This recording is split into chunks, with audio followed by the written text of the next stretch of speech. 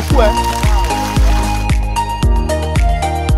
Il y a croissance, les poissons grossissent considérablement et de manière régulière, donc les pêches de contrôle sont faites toutes les 2 semaines. Et là aujourd'hui on a collecté les données, on va les traiter tout à l'heure pour savoir quelle était la croissance qui a été observée durant les 14-15 derniers jours. Donc ce qu'on fait, c'est qu'on prend un échantillon de poissons dans l'enceinte d'élevage que l'on va peser et on va dénombrer. Donc les valeurs de poids sont enregistrées et le nombre qu'on obtient nous permet de déterminer quel est le poids moyen des poissons dans cette enceinte. 170, hein. Pour une première, la gestion et l'entretien des cages se passent très bien.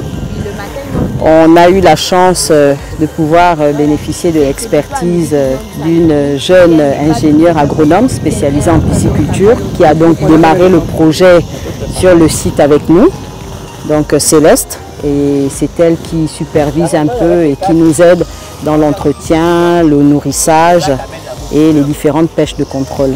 La gestion du site est plutôt aisée. Il suffit seulement de récolter toutes les données qu'on pourrait avoir, toutes les données qu'on peut observer, qu'on peut récolter par des mesures. Même les données les plus insignifiantes, elles peuvent servir à n'importe quel moment. La plus grande difficulté sur le terrain, c'est la gestion de l'aliment. Parce que lorsqu'on donne l'aliment aux poissons, on voit ce qui se passe à l'extérieur, donc en surface, mais on ne sait pas ce qui se passe à l'intérieur. Donc il peut arriver des moments où on donne l'aliment et les poissons ne consomment pas en temps réel. L'aliment peut s'échapper au travers des mailles des filets en bas et donc on n'aura pas le gain de poids qu'on espère dans le temps qu'on espère.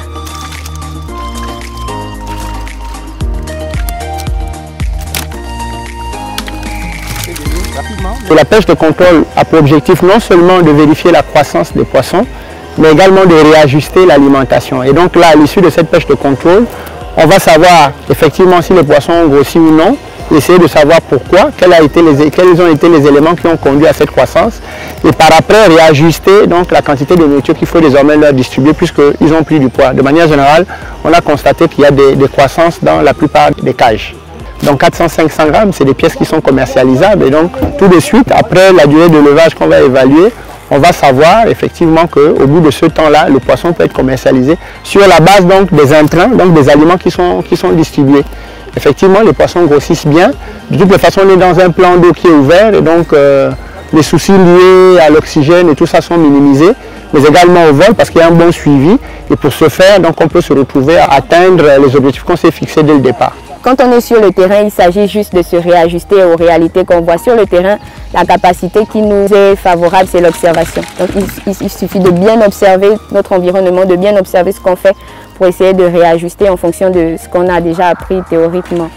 Donc à tous les jeunes qui voudraient s'intéresser, c'est quelque chose de très passionnant, la pisciculture.